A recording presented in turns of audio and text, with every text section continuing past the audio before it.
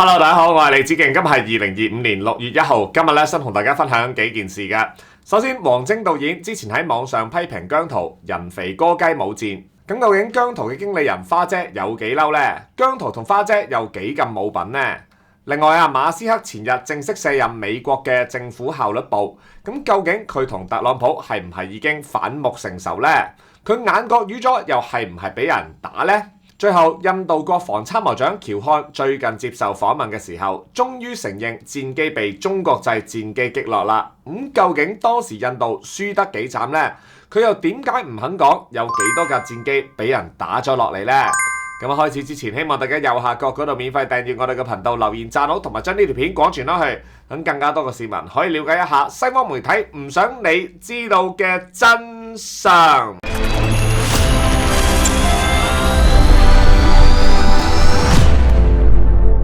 受班小黃人追捧嘅 Mirror 出道咁多年，啲跳舞啊、唱歌都冇乜進步過，而且政治立場啊好有問題，負面新聞仲一浪接一浪，所以搞到佢哋最近走粉嘅情況非常嚴重，吸金力亦都響起警號。而姜濤作為 Mirror 嘅主力，最近更加成為咗娛樂圈嘅焦點人物，唔係因為佢有乜嘢好嘅表現啊，而係因為佢被香港著名導演王晶鬧爆。王晶導演喺4月12號嘅清晨喺自己嘅社交平台嗰度出 post， 指出姜濤人肥歌雞冇賤，仲公開呼籲姜濤退出娛樂圈。王晶導演作為香港電影界嘅呢一個資深導演，拍過無數經典電影，好似《賭神》啦、《賭俠》啦、《逃學威龍》等等，對娛樂圈嘅現象有深入嘅了解。佢今次嘅批評絕對唔係亂咁講嘅，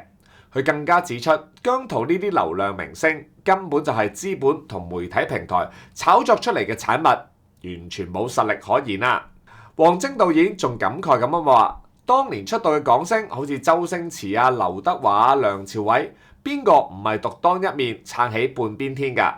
依家呢啲資本強捧嘅偶像根本就係流量泡沫，遲早會爆破。講得真係好有道理㗎。事實上王晶導演一直都係一個勇敢發聲嘅愛國導演。2014年佔中事件期間就曾經公開表示，因為政治主張唔同，要刪除黃秋生啦、杜汶澤啦同埋何韻詩嘅聯繫方式。佢仲話：我尊重你哋有個人嘅政治主張，但係絕對唔認同。為免尷尬，你哋嘅聯絡方式將會喺我手機同埋電腦刪除。而喺2021年，中央完善香港選舉制度，落實愛國者治港之後王晶亦都拍片支持，表示只有真正嘅愛國愛港嘅人，先至會真正關心香港嘅發展，香港嘅未來先至會更加好嘅。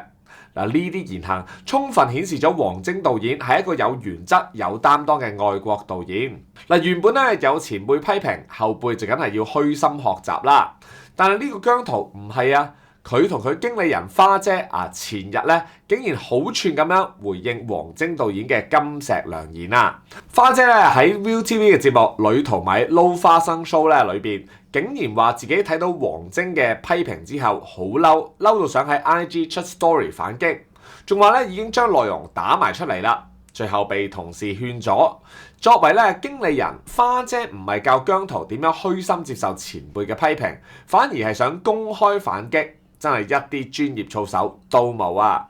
講開花姐真名叫黃慧君，係 ViuTV 嘅藝人經理人，主要負責管理 Mirror 同埋 Error 呢對奇呢嘅組合。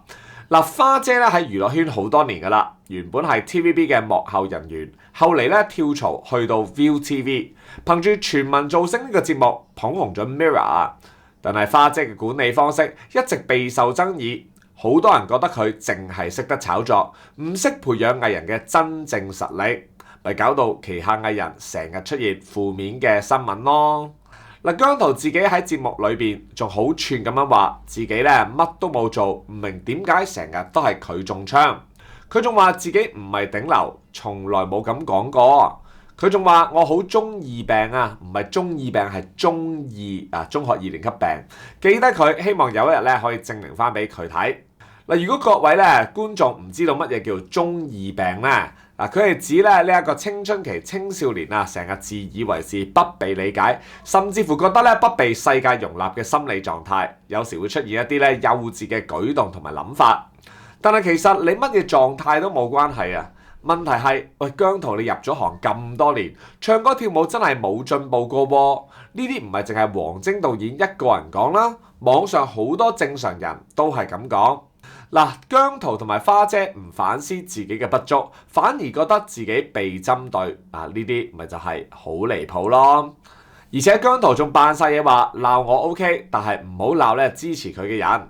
但係睇翻事實啦，姜濤嘅粉絲喺網上人身攻擊王晶個女喎，咁你姜濤又唔去阻止一下，仲話大家當花生食，唔好太認真。呢啲行為真係一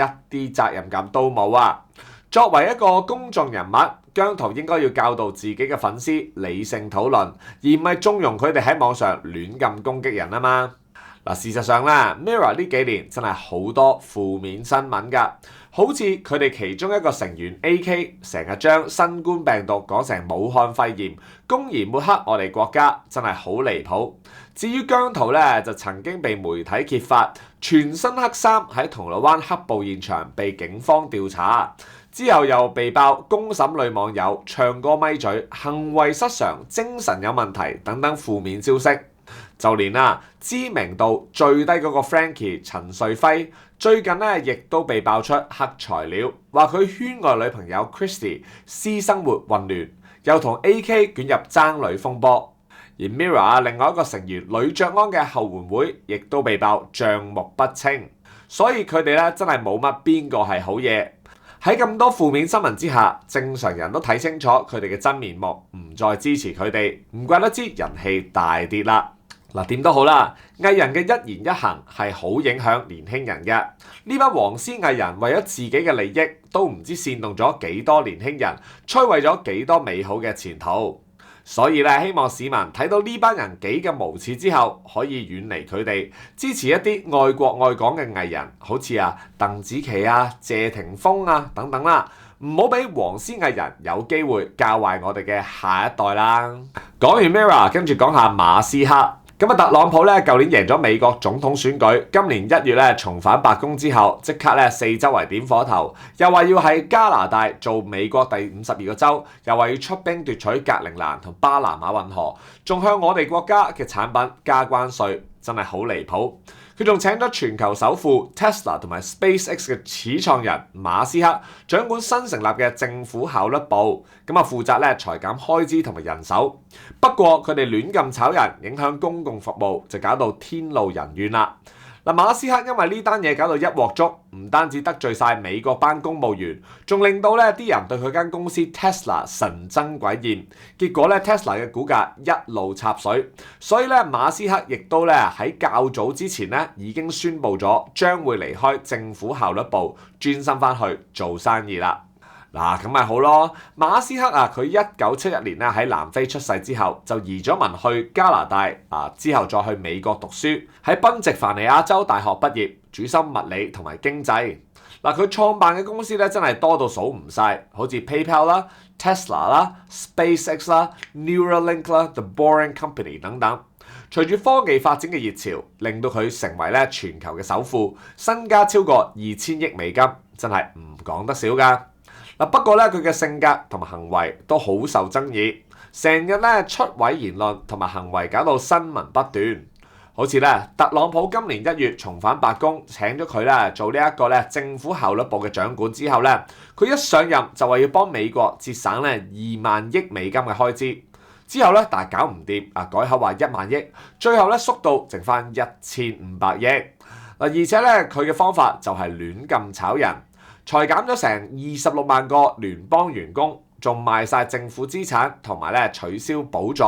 搞到好多聯邦機構咧俾到玩到殘晒啊！最離譜嘅係，佢哋連負責美國呢一個核武庫嘅國家核安全局員工都炒埋，最後搞到咧聯邦法官都要出手叫停，就連馬斯克自己都承認，咁樣大規模裁員咧出錯係無可避免嘅事喎。而且咧馬斯克呢個政府效率部仲嘗試入侵咧財政部嘅敏感系統，呢啲系統裏邊有成100萬個美國人嘅私人資料噶嘛，搞到美國社會都好緊張啊！雖然咧削減開支係好多美國人一開始都支持嘅事嚟嘅，但係馬斯克嘅做法實在太激進，搞到一啲原本支持佢哋理念嘅人都轉軚唔再支持佢哋。所以咧馬斯克最後咧終於咧就正式離開咧特朗普政府啦。前日5月30號就係佢喺白宮做嘢嘅最後一日。特朗普咧喺白宮嘅藍營呢一個辦公室搞咗個記者會，咁仲送咗咧一把白宮嘅金鎖匙俾馬斯克，扮晒嘢咁話佢唔係真係離開嘅，仲會繼續做佢嘅朋友同埋顧問。特朗普咧仲大讚馬斯克，話佢領導咗幾代以嚟最全面、影響最深遠嘅政府改革計劃，為華盛頓帶嚟巨大嘅改變啊！不過咧，馬斯克喺卸任記者會上面竟然出現咗一個好奇怪嘅現象喎。馬斯克嘅眼角竟然有一大塊淤青，搞到現場記者都覺得好奇怪。咁啱咧，特朗普當時啱啱答緊記者關於法國總統馬克龍咧被老婆掌摑嗰單嘢，馬斯克就突然插嘴自爆話：我呢度都有淤青。之後咧，佢仲笑住解釋，話自己當時咧同5歲個仔小 X 玩，咁叫佢打自己一拳啦。點知個仔真係打落去，搞到自己眼角淤晒，令到全場記者笑爆嘴啊！跟住咧就有媒體報道話馬斯克被家暴啦。不過睇嚟咧，佢點樣都冇香港嘅可伯何太咁激，搞到入醫院仲要俾警察拉啦。但係講翻正題啊，馬斯克嘅卸任絕對唔係咁簡單。根據咧紐約時報嘅報導，馬斯克舊年特朗普競選期間捐咗成2億7500萬美金，即係大概成21億港幣咧，幫特朗普贏咗大選，之後仲成為咧特朗普最親密嘅盟友之一。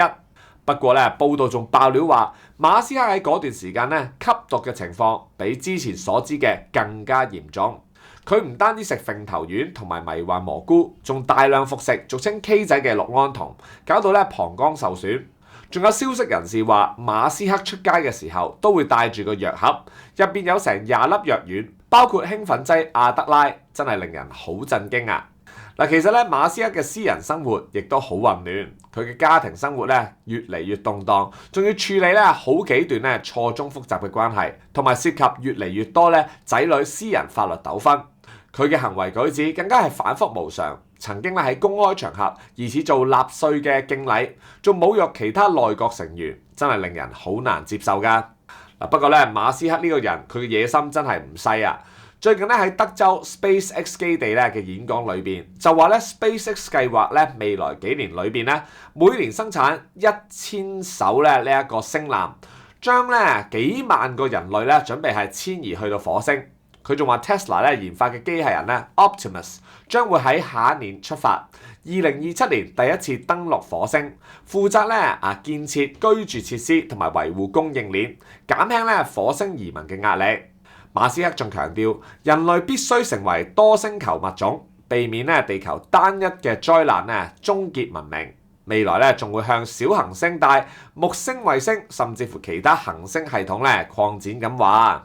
點都好啦，睇完呢堆新聞，相信正常人都應該明白點解我哋香港咧要堅持愛國者治港啦。如果學美國政客咁樣日日互相攻擊、朝令夕改嘅話咧，香港一早就係玩完啦。咁而家咧美國面對嘅咁多問題馬斯克又炒人又走人，完全就展示咗美國政治制度嘅嚴重問題。如果咁樣就叫民主嘅話，呢啲民主真係唔要都罷啦。講完馬斯克，跟住講下印度啦。印度同巴基斯坦呢兩個宿敵喺2025年5月初爆發咗一場激烈嘅軍事衝突，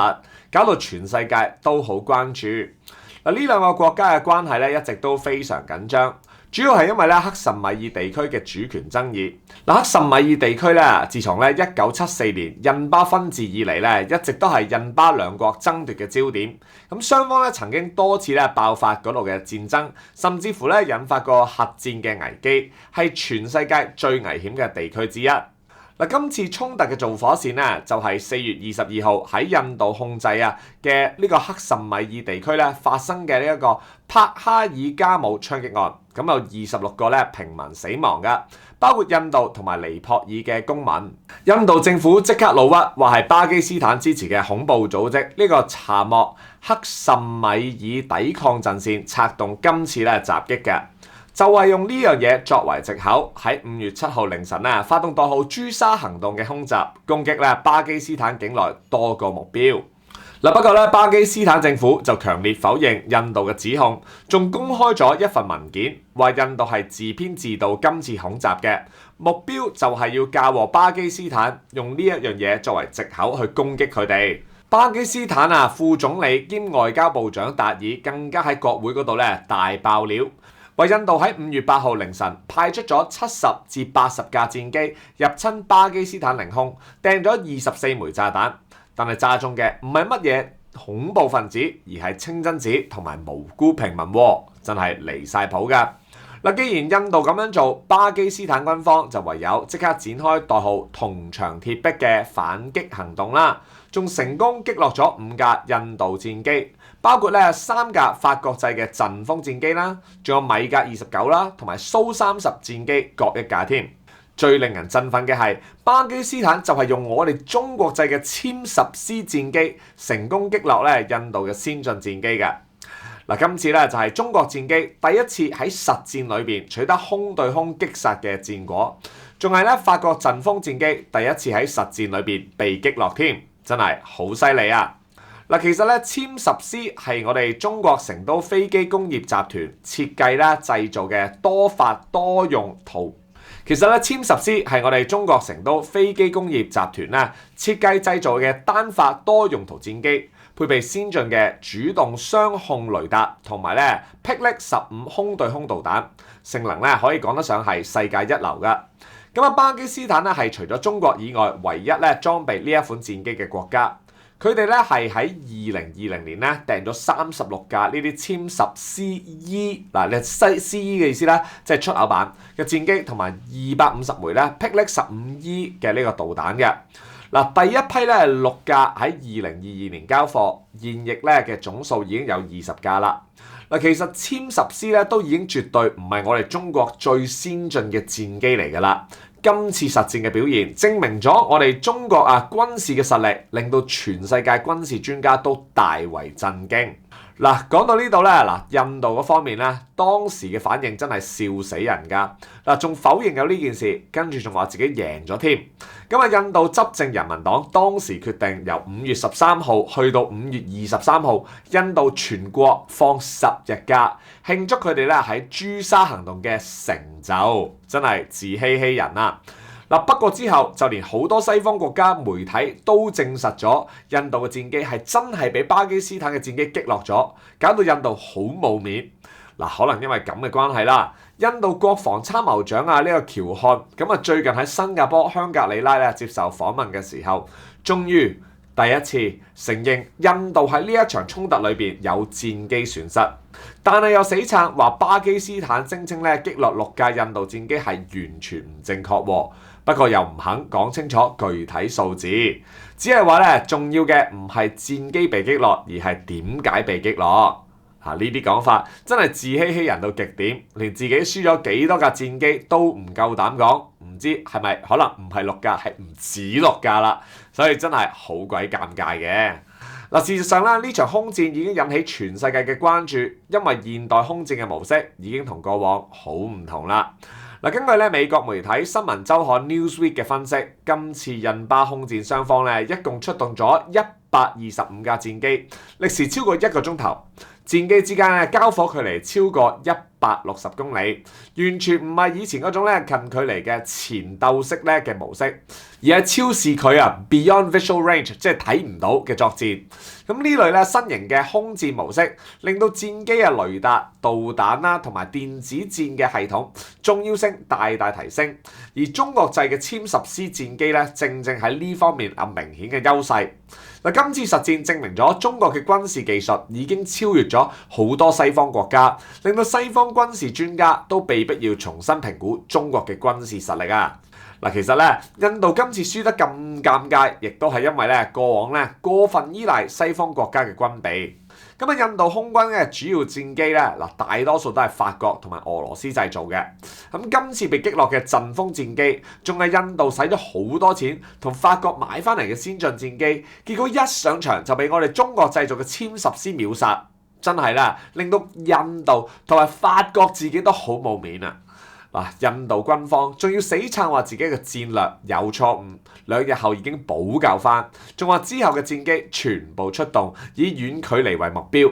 呢啲講法真係得啖笑啦！不過咧，可能咧印度都知道咁樣搞落去對佢哋好不利啦，所以呢場咧衝突最終都係以停火告終。咁啊，印度啦、巴基斯坦雙方5月10號咧就達成停火協議，之後仲延長去到5月18號。咁啊，巴基斯坦總理啊呢個夏巴茲謝利夫更加表示咧，準備好同印度進行和平談判。呢啲態度真係值得讚嘅。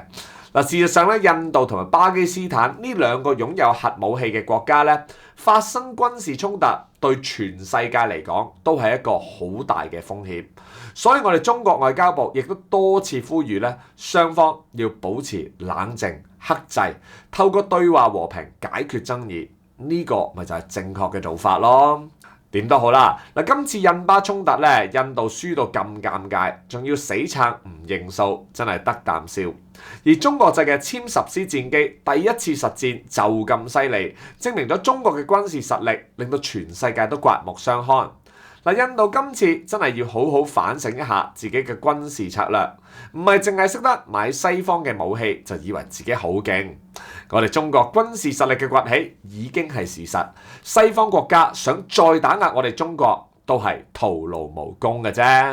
喺2020年嘅時候，我哋一班正常人 KOL 就曾經舉辦過一次見面會，同大家親身見面，一齊玩下遊戲、唱下歌、分享一下心聲咁樣。而多謝各位嘅支持，當日嘅活動非常成功，全場爆滿，大家一齊度過咗一個好愉快嘅下午啊！自從嗰年國安法實施，社會開始逐漸穩定之後，我哋一班 KOL 就各自忙自己嘅生活，有啲繼續佢哋嘅社會服務，有啲繼續喺網上發聲，有一啲就忙自己嘅工作，所以都比較少聚埋一齊嘅。轉眼間距離上一次見面會，原來已經5年啦。所以我哋最近一班 KOL，包括何君堯啦、冼師傅啦、鄧飛啦、Dr. Raymond、大眼、大衛 Sir、嘉偉等等，就諗住再次聚首一堂，同各位正常人親身見面，分享一下我哋最近幾年嘅心路歷程同埋近況。